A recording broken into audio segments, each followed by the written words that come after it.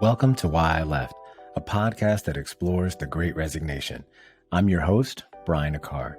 Join me as I chronicle real stories from real people about the reasons they decided to leave their jobs during the pandemic and what has happened since.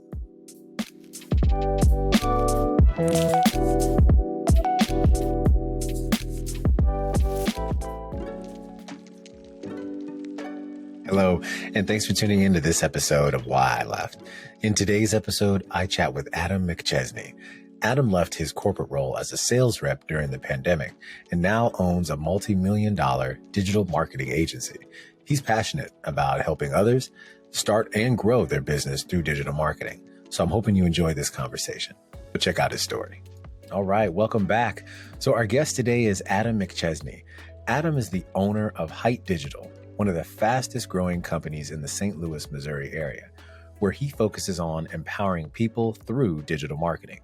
Now, in its first full year, he grew the company 400%. And last year, he had a 95% client retention rate. Now, he's always had a passion for entrepreneurship, and in 2020 decided it was time to control his own destiny. Now, in addition to his company, he also hosts the Entrebrewer podcast. So he's a part of the podcasting tribe. So I'm very excited to have him on the show. So, hey, Adam, thanks for joining. Hey, Brian, how's it going? Thanks for having me. Really excited to be here today and pour into the audience. Definitely. Absolutely.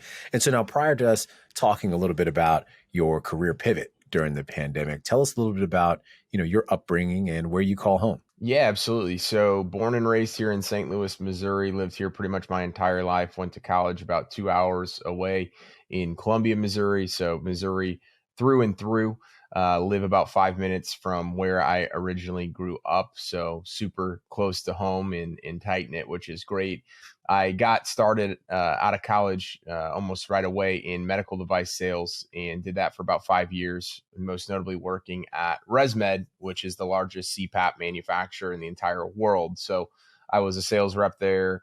I sold the CPAP devices, the mask that went along with it, as well as ventilators, before ventilators ended up being super popular even with the pandemic. So, I did that full-time up until July 2020 and decided that at that point in time, it was an opportunity for me to make a pivot because medical devices was kind of up in the air. Not that it's ever going away, but I just had an opportunity really within the market of digital marketing because I had gotten back in that space in 2018 kind of as a side hustle. So I learned how to build websites myself through taking a couple courses and then rank those websites and then do paid ads and started to invest more time and energy into that as the pandemic happened because I wasn't traveling for work like I had been previously. So that started to take off and I was kind of at a lull with medical device sales. So I decided to go full time back in July 2020 and really haven't looked back since. So I ran my own agency for about 9 months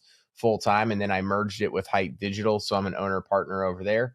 We are the only digital marketing agency in the space that operates in a franchise model. So we have about 200 full-time employees, 29 locations, about 700 clients, and a very unique model kind of disrupting the digital marketing space. But really excited and passionate about entrepreneurship and even more so what that transition looks like from leaving corporate America or leaving working for someone else and then going out and taking that chance to do it on your own.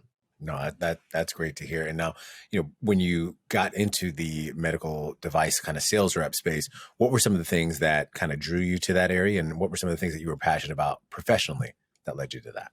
Yeah. So, I've always been under the inclination that it's very hard to sell. And I had no idea, what I didn't even really know I was going to get into sales, to be honest. I got a sports management and marketing degree. And then I kind of started to hear about medical device sales. And I'm like, this is really cool because I have a bunch of friends and nothing against people that are realtors or insurance agents or mortgage loan officers, but that's a very cutthroat industry. And I kind of wanted something where I can make, a decent amount of money, but have something really, really unique. So at ResMed, we had essentially one other competitor. So it's different when you're trying to sell digital marketing now where there's hundreds of thousands of options. So I liked that idea of it. I liked the impact that, obviously selling those products. I'm a type 1 diabetic. So I always had the vision of selling a diabetic product, but obviously didn't go down that route. But I liked the impact of what technology and solutions could do. So that's why I really felt at home at ResMed. And, obviously it's a lucrative industry as well. So I would be lying if I said the opportunities for the money, the growth, the ability to travel, et cetera, wasn't front and center in my mind as well. No, definitely. And now prior to kind of getting into obviously running your company, your podcast, and even ResMed, was there more to your work journey that prior to prior to ResMed that you've been a part of? Yeah, so I was at a very small life science company here in St. Louis, Missouri. So I was one of 6 sales reps, started back in 2016. I did that for 18 months. Essentially, I had the entire East Coast, mostly the New England area is where I traveled to a lot as my territory. So I was literally based here in St. Louis, but I was living out of a suitcase and in hotels 75% of the time, Sunday through Thursday. So that in and of itself really taught me, because I was the number 1 rep there across every category from new business to overall sales and everything in between. I just worked harder than literally everybody else. I was willing to do what it took, travel more and meet more people in order to really grow my book of business. So I had the ability to obviously travel, but learn specialized sales, because there's obviously life science was very similar to ResMed in the fact that you're selling the product and solution. There's not a ton of them out there, but you have to, obviously let people know why yours is superior, and it's a lot of hard work. So I learned to kind of cut my teeth there. No, absolutely. So now I want to take you back a little bit, right? So let's go back to March of 2020 and COVID hits us. So talk to us a little bit about, really how the pandemic affected you. Yeah, absolutely. So back in 2018, when I originally got into digital marketing, I just proposed to my now wife, and I was thinking about big picture, what it looked like for me to be at ResMed. And I had already been promoted really early on at ResMed, which I was super grateful for, but it kind of got me thinking is what's next? And so what was next at ResMed was a promotion, obviously down the line, but that promotion only would, basically get me a little bit more money for more hours, more travel, and more responsibilities. So I didn't want to trade my time for money. And I started to think outside of the box. I always wanted to be an entrepreneur. So I started looking for ways to make money online. Digital marketing was that basically course I took. And so I started to build it up piece by piece on the side. We ended up getting married in October of 2019. And so I had in the back of my mind at that time, I said, 2020 is going to be the year that I quit my job. I never saw, obviously, COVID coming. So I never really envisioned it happening halfway through 2020. I had a pipe dream of it happening by December of 2020. So when 2020 started, I started to wake up super, super early in the morning, 4 a.m., and then work after work for medical device sales, start building more websites and getting more reps and things like that. So I started to kind of already see an uptick, and then the pandemic hits. So I was already kind of all bought into having this side hustle become my main thing. And then the pandemic hits and everybody else is stopped, right? People are trying to figure out, for the most part, like what to do, where to pivot, all these things. Digital marketing was a great place to be because all these companies that didn't have websites, or they had outdated websites, and they were like, hey, I want to throw some money into online marketing. I was already right there and kind of trending up. Not to mention, I wasn't traveling anymore. And we were forced to take days off of work because of basically they were trying to run out PTO and stuff before the end of the fiscal year. So I was already on the uptick. That just poured gasoline on the fire. We bought our dream home in May of 2020. So literally 6 weeks after the pandemic. And then 6 weeks later, I left my job and kind of bet on myself to be able to really take it up. But I had momentum. COVID actually helped me and was a blessing. Otherwise, I wouldn't be here talking to you. No, I hear that. And how was the medical device industry really impacted during this time? I mean, look, you were working on from a CPAP standpoint, so clearly a need during the pandemic. But as a whole, and you can talk a little bit about, your specific company, but the industry as a whole, how were you all impacted during this time? So a lot of stuff went remote. remote sleep studies were already a thing, the take-home sleep studies. Obviously, the sleep labs were immensely affected, which kind of hurt us because if people aren't getting sleep studies, then there's no prescription to subscribe for a CPAP. And then in addition to that, obviously, once you get that CPAP, the durable medical equipment company is then, setting it up with you doing in-person stuff. So they had to switch to kind of a remote consultative approach, training, things like that. So there was just this lull, not to mention all these places are really shut down because they don't know when they can reopen. So we were basically leveraging the past customer base for reorders of product. So basically 90-day supplies, things like that. And I think medical devices in general, that's how most of the industry was, because like CPAPs are likely never going away.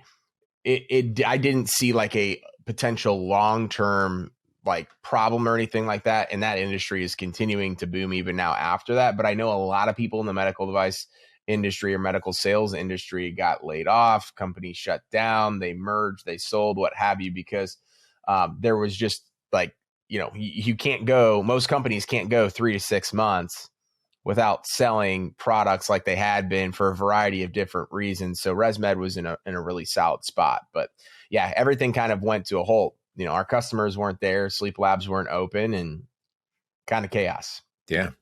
And now talk to me a little bit around, you'd already started kind of planning this side hustle. You'd planted those seeds in 18, but you're still kind of you hadn't fully just left yet in 2020.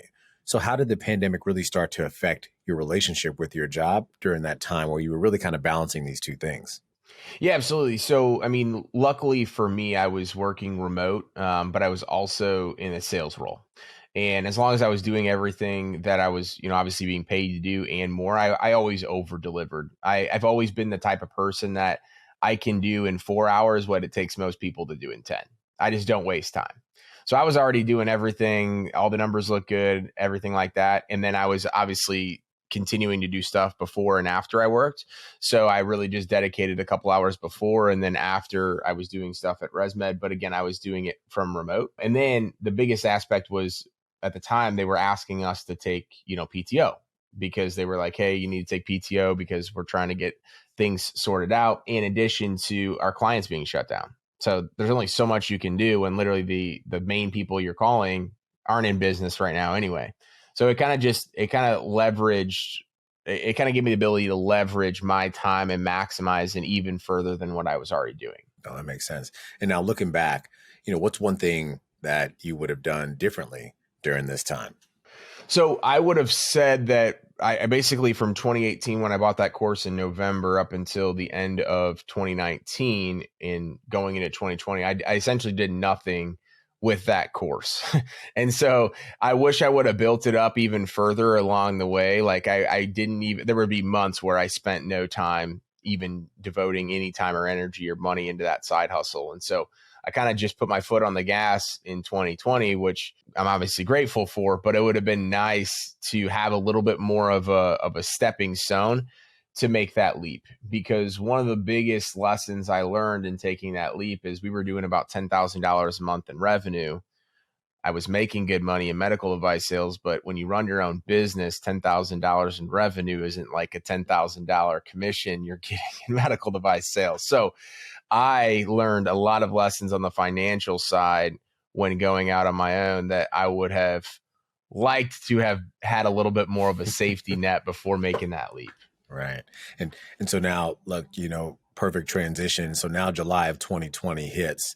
You decided, look, I want to control my own destiny. As I mentioned earlier, you leave the sales industry. So ultimately, why did you leave your job during the pandemic? For me, I've always been a person that I don't want to see a cap, right? I don't want to see that I want to see that the sky is the limit. I don't want to have a ceiling anywhere I go. And in most corporate America companies, there always is something, whether it's a cap on a commission, even though they say it's uncapped, whether it's capped on what you can do in a certain amount of time. Like I just knew I was only going to be able to grow up within that company so quickly. And I had already done it very quickly. Right now, in our agency, we went from 0 to 7 figures in 15 months. most even of the largest agencies that are out there don't do that. So I'm always someone where I want to do the impossible. I want to push the envelope. I want to see what records we can break and then figure out how we, go to the next one. And so I just wanted to be in control of my own destiny, as you mentioned before, but I wanted to have the freedom to work when I wanted to, where I wanted to, and with who I wanted to, and how I wanted to, most importantly. And you're just never going to get that working for someone else. And that, at the end of the day, was the biggest reason I wanted to be in control. Well, that makes sense. And now, did you have like a pivotal moment in deciding to make this decision? Like why July? Was there like that moment for you? Yeah. So our fiscal year was July to June. So, Okay. So I wanted to get through the fiscal year for a variety of different reasons, right? I wanted to get through that, and just seemed like a really good, pivotal moment. And it was pivotal because it's like halfway through the year. So it's like, all right, I got the back half. So it's kind of just a mind game that I put together and made the decision and jumped. No, that's awesome. And so how did it impact you to make that decision? And because a lot of the show, what I love hearing guests talk about is, the decision. I mean, yours was a couple of years in the making, right? And so now it happens. What was it like to have that discussion with your boss? Was there any buyer's remorse maybe a couple of days after? What was the impact of making this call? Yeah, well, so I mean, the biggest thing for me was that, again, 6 weeks earlier, we just moved into our dream house. So use literally, obviously, a chunk of savings because we were living in a small condo that I bought back in 2016. But obviously the tax returns from the medical device company. And I knew that we had to make that pivot then, because if I went out on my own, it would have taken us 2 to 3 years to even have the tax returns to be able to do that coming from medical device sales. So I'm the type of person that I have to have my back against the wall at times in order to bring out the best in me. But having that conversation with my boss, like, he was completely blindsided by it. And everyone was, right? Because I got into that company at the age of 26 and in an entry level role. I got promoted within 9 months right after I turned 27. So I was making about $200,000 a year and literally one of the youngest key account managers in the company by 5, 6, 7, 8, 9, 10 years. So I was looked at as potentially like the future leadership of the company. And I know that for a fact, right? So I was a staple there and I was very successful. And then I, obviously out of the blue quit. And everyone was shocked. My boss was super shocked. He couldn't wrap his mind around it. And like, I don't blame him, right? I started to talk to more people and they were like, hey, we're super proud of you, but like, we're also can't believe you're doing this, because everybody else had been at that company. Like, people just don't leave that company really. So there are people that had been on my team in our region 10, 13, 14, 15 years. And so it was looked at as like, hey, you get into this company, and unless something drastically happens, you want to stay there for life because they do take care of you. It's a phenomenal company. And so I really tried to not necessarily ignore that, but try to focus on what I knew was going to be able to happen. But those first 6 months after doing it, you talk about a ton of buyer's remorse. You talk about a ton of questions that you ask yourself when stuff gets tough, because you don't know what you don't know. And there's a lot of unknown, and you go to that unknown from all of the security. And that's tough. Yeah. And so how did you work through that? Yeah. So personally, I joined a couple different masterminds in August of 2020. So about a month after, and really just started to ingrain myself in a self-development journey and get around a bunch of like-minded people online, because obviously it was the pandemic and not like a ton of people are congregating and getting together. But I think my biggest win early on was realizing I didn't know what I didn't know, and I was willing to go invest in myself and join those groups, because ultimately some of those groups were the main reason why I'm at where I'm at today, from a personal branding standpoint, from a content standpoint, just from an overall business standpoint. And that network or networks really helped me understand that even though I feel this way, I feel lost, I feel confused, I feel hurt, by my own decisions, I know that there's something bigger and better for me on the other side. Had I not had that, who knows if I would still be on this journey. I might have just quit. Yeah. I'm really glad that you mentioned that, right? Because, oftentimes, we're all on social media, right? And every entrepreneur has this glorified story that they put out there, right? And no one talks about it on occasion. There's some doubt that comes up that happens when you make a leap like this. So I'm really glad that you mentioned that. And so what have you really learned about yourself throughout this process? That I'm capable of a lot more than I ever thought I would be. And I say that because even in my first year of business, I was like, man, I still don't know how to run a company. And it's like, yeah, you still don't know how to run a company because you've been doing this for a year. Like when you first got into sales, you really still didn't know what you were doing because you had only been doing it for a year. So I think with time and experience and lessons, more so losses in business and in life, you do truly understand how far you've came, but to not make that same mistake over and over again. But I'm doing some crazy stuff right now that I would have never thought I've been able to do before. And even a year ago, I would have said there's no way I could get into this position within the next 5 years. And so when we talk about setting goals and targets for ourselves, we underestimate the amount of stuff that can happen in a year. Or I guess I should say that backwards. We overestimate sometimes what can happen in a year, but we underestimate what might happen in 3, 5, 10 years. So we're like, man, I won't be able to do this for 5 to 10 years. But then when we're sitting here and talking about 2023, a lot of people are like, oh, I'm going to do X amount of revenue. I'm going to lose 50 pounds. I'm going to do all these different things. And they're just saying that because they want to tackle it all in that year. All of this stuff compounds. So when you truly understand that you can accomplish a lot in a short period of time, but it's not just a year, don't just say, hey, it's going to happen in 2023, but take those stepping stones in order to put yourself in a place for success when the time comes to be able to actually accomplish whatever that might be. So I think just understanding that I have so much more to give. And just in corporate America, I just wasn't going to be able to give what I needed to do to be able to have the impact that I want to have in the world. No, that's great. And that's very well put. So would love to hear a little bit more about what's happened since you left and tell us more about your company, Hite Digital.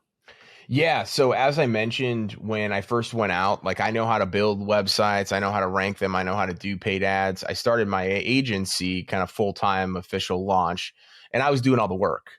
So I thought, hey, I've been traveling all over the country for the last 5 years in some sort of fashion and doing sales. I want to do a little bit of sales, but I want to sit behind a computer and just knock out work.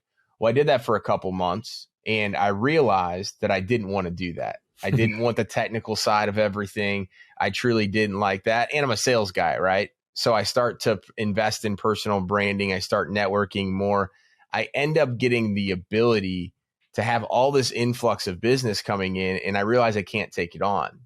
So that's the worst thing as a sales guy, is like not being able to take on business because you can't fulfill it. So I started to try to, build out my team, never was able to do it.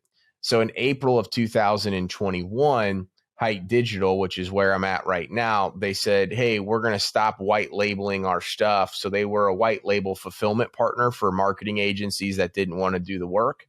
They're like, we're going to launch this franchise model. So we're going to go direct to businesses through franchises. So I was franchise number 7 in April of 2021. Essentially what that gave me is all the back end processes and systems to be able to take on as much work as I possibly wanted while I took care of the clients, sold the clients, and then also started to hire my own team.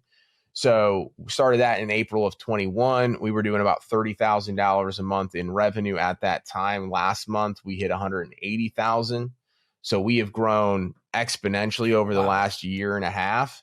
Named best in marketing in St. Louis, Future 50, one of the fastest growing companies in the St. Louis area. And we were named to the Inc. 5000 list at 868 earlier this year. So I now have a true business, and I didn't just create another job for myself, which is what I really had for those first 9 months, which exponentially added all of the stress, anxiety, and stuff that I was going through when leaving ResMed. But I also launched an auto glass repair company as well. So when I was building websites back in 2018, 2019, I didn't have clients and I couldn't just go tell people, hey, I'm a digital marketer because I was working at ResMed. So I started to build websites for myself and rank them to the first page of Google. Well, this auto glass website ended up getting 300, 400, 500 calls a month throughout the year of 2020. So another dumb decision. I mean, I'm grateful that I did it, but another dumb decision was at the time is I wasn't happy with how quickly my digital marketing company was growing because I was the bottleneck in that. So I said, hey, let's go start this other thing. And I know nothing about auto glass. I still don't to this day, but we now have that company. It's been around almost 2 years now. We just got our 200th Google 5-star Google review and the business is blowing up, but I don't do anything in that company. And that's probably why it's so successful. So there's a lot of those types of ventures, joint ventures and partnerships that I'm a part of now and getting access to just because of my background in corporate America, plus my entrepreneurial journey, and then stuff with digital marketing. I've spoke on 10 stages this year, which was awesome. I launched my podcast, launched a YouTube channel, and just really devoted and committed to my personal branding and content and just getting my message out and teaching as many people as I possibly can what my journey's been and how they can do something similar. And the sky is definitely the limit, and you can literally do anything you want to. Oh, that's awesome to hear. And so what would you say are the top 5 lessons you've learned since starting your business? So you cannot have a business, a truly scalable business, without quality people.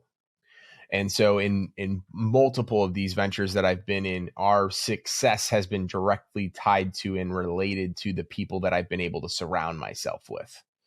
And so if you're trying to grow a business and you think that you just want it to be yourself, again, nothing wrong with that, but it's truly just another job. The second aspect is that sales does not cure everything in business.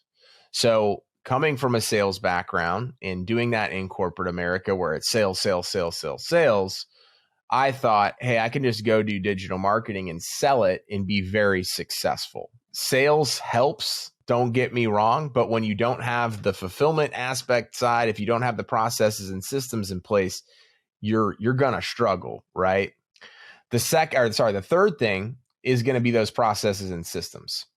And I'm not a very processes and system oriented guy. So I've had to bring team members on that are more of, if you're familiar with the entrepreneur operating system, as you can probably tell, I'm the visionary and I have an integrator that pulls me back into reality and then brings all of our ideas together into processes and systems. When I first started, I would take on 10 clients and I would reinvent the wheel every single time. So I would send out, manual emails. I would hop on all these different calls that were completely unnecessary. And I thought that was the right thing to do because I felt like I was doing more. Hey, I'm giving the client a better experience. I'm doing all these amazing things. When I realized I just don't have a duplicatable system for a business and no one's going to buy that or be interested in coming onto a company that's all manual and doesn't have processes and systems. The fourth thing is investing in myself. So I think so many people are so reluctant to invest in themselves as business owners, partly due to an ego thing. At times I've been like, well, maybe I don't need to go to this event or I don't need to invest this time, energy, and money into it because I already know what's being talked about. I kind of already know what's going on. But every single time I've invested in myself has been the best return on investment of anything that I've done because it holds me accountable. I get myself surrounded with people, whether it's hiring a coach or being a part of a mastermind or going to an event that are on a similar path as myself, but they likely have more experience in some sort of fashion where I can learn something from them. And then I think that fifth thing is really just never stop learning. So up until 2021, I had not read a book front to back since I'm assuming none of my college professors are going to be listening to this, but probably since freshman year of high school, right? So I don't know when that necessary. I mean, I know probably why a lot of high school and college kids just don't do that, right? Especially with all the stuff on the internet today, they can learn whatever they want.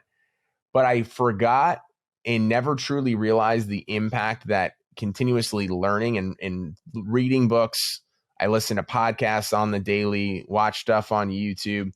I just don't stop learning.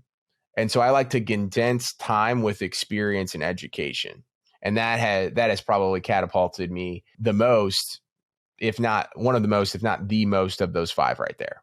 Oh, I absolutely love that. I too am, I struggle with the book reading game as well. And, but YouTube videos, podcasts are my go-to. And I'm an article junkie, right? So I'm good with the good article, but sitting down with the book is really tough. And now speaking about podcasts, right? And what I'm very thankful you've come on here, but you're also, like I mentioned earlier, a member of the podcast tribe, and there's what, like 2 million of us or something like that, right? But there's a lot. You host a show called Entrebrewer. Right. So what are the themes our listeners could expect to hear on your show?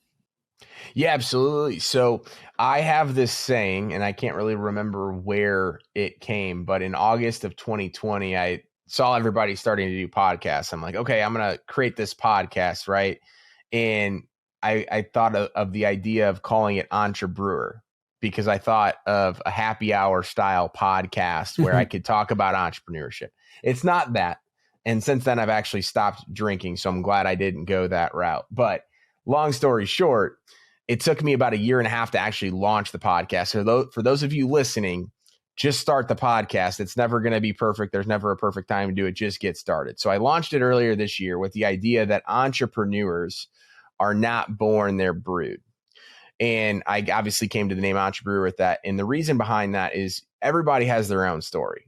No 2 stories in entrepreneurship are alike. And so I compare, and we go through a series of 5 different types of questions and outlines, comparing their journey to the beer brewing process. So we talk about key ingredients that have made them successful, the history behind who they are, why they do what they do, lessons that they've learned, along the way. And then talk about distribution. So what's next, right? And what are you most excited about and what to come down the pipeline? So I compare those 2 and we call it Entrebrewer. I love that. I think it's fascinating. I'm listening to it, to a couple episodes, and I love kind of the content that you're putting out there, because, especially now over these past couple of years, entrepreneurship or solopreneurship has really, grown exponentially. You see, and it's growing a lot with women as well, some are exiting the workforce because of all the other craziness that's happening. But we see this uptick on the LinkedIns, everywhere else, of people really going out on their own. Some fully without leaving 9 to 5 behind, but some kind of doing it as a bit of a balance. So I love that you kind of carved out this space and really highlighted it in that way. So now a part of the show I'd love to get across for the folks who listen is really advice from our guests. And so when you think about those folks who may be listening, who may have been in a similar situation to yours, right? Either they want to start something, don't know how, or they're in something and realize, there's a ceiling that they're going to hit at some point and they don't want to hit it. But let's say they don't know what to do next. What advice would you give them? So 2 different things is, 1, find out what you're truly passionate about. There's a business around that, I can guarantee you. And it doesn't necessarily need to be that the passion is tied to the particular service or product that you're offering. So for example, I am now very passionate about digital marketing, but one of the reasons why I got into digital marketing is because I loved what it was able to do for other businesses, because I started to see the results. But more importantly, I was passionate about the freedom that I ultimately wanted. So there's a roundabout way to find a business or an opportunity, product or service that ties back to your passion, which then leads into your purpose. So I also call my purpose my commitment. And my commitment is to live a life that is a well-rounded life and not just focused on one area of business, relation, like all that stuff. I want to make sure it comes full circle. And my impact, my goal is to impact as many people as I possibly can in every conversation that I have, whether it's helping them in digital marketing or it's through podcasting like this. And so most people are unclear on what drives them and what their passion is. And ultimately, they don't tie that together with their purpose, so they don't know what their purpose is. So find those 2 things, work through those 2 things, and I can guarantee you, if you do that, you're going to find some sort of an opportunity to make a difference. I love that. And now, speaking of digital marketing, what are the keys to being a successful digital marketer?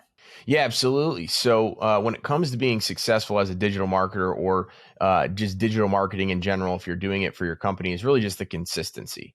So marketing is no different than going to the gym. If you go to the gym for 3 months, you're going to be better than you were before you went to go to the gym. But if you stop that and then try to get started again a year from now, you're going to basically be at ground zero, right? So it's a muscle that you want to consistently keep working out time and time again. You want to have patience with it, but you also want to have a plan and a strategy with it. So that's why a lot of companies, even some larger companies, are beginning to outsource even more and more of the digital marketing because that's just not their expertise. So it's really focused on giving it time and sufficient amount of time to actually be able to see if it's working or if it's not, to be able to analyze data and trends and all these different things. But ultimately, you want to be consistent about it. A lot of times people fail in marketing is because they don't give it enough time. Yeah, no, look, and as I that hits a little close to home for me because It usually always does. I'm I'm a one man show, at least from a marketing standpoint. So I get my stuff out there, but I think at some point, once I figure out ways to bring some other funds in, I will need to outsource that because it is a process that I don't take for granted. I mean, I do show up every day. I'm on some platform every day in some type of way, but I need a pro at some point. So that I love that message, and that is something that's hitting me. Right? Yeah, absolutely. I think a lot of people. So we actually just hired a college intern.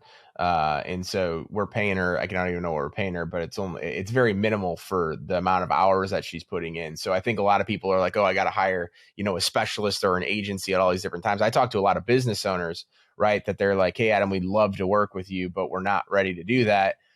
What can we do right now? Okay, awesome. Just find little simple things to take off your plate.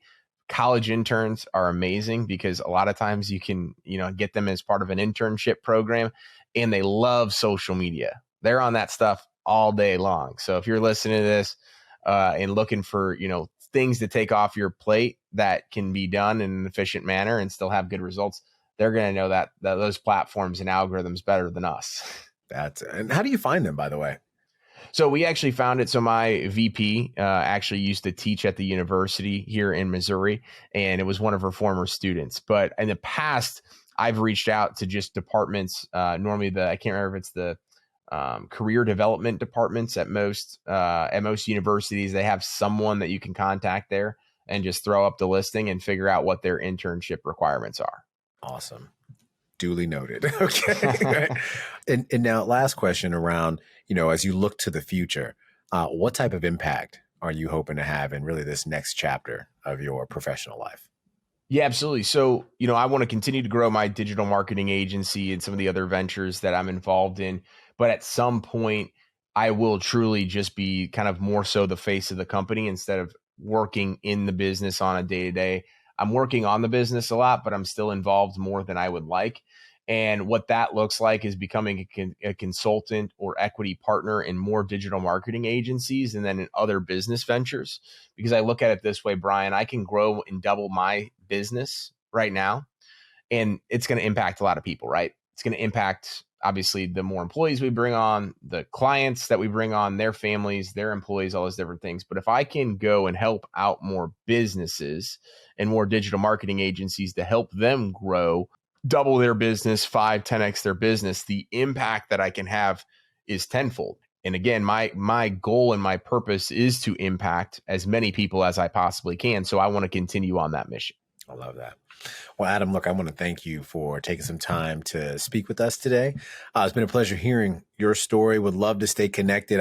When I looked up Hite Digital, you all are doing amazing work, right? And so keep up the good work out there.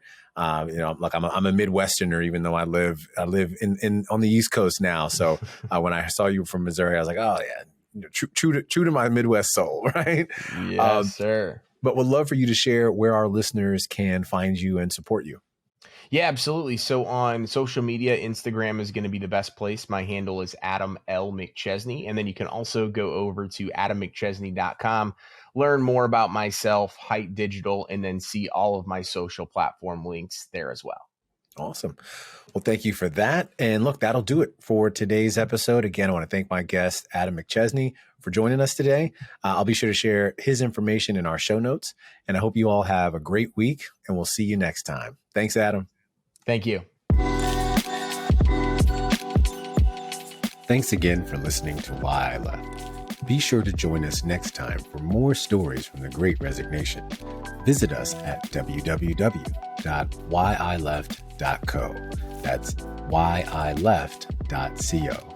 And subscribe to the show on YouTube, Spotify, Apple Podcasts, or wherever you get your podcasts.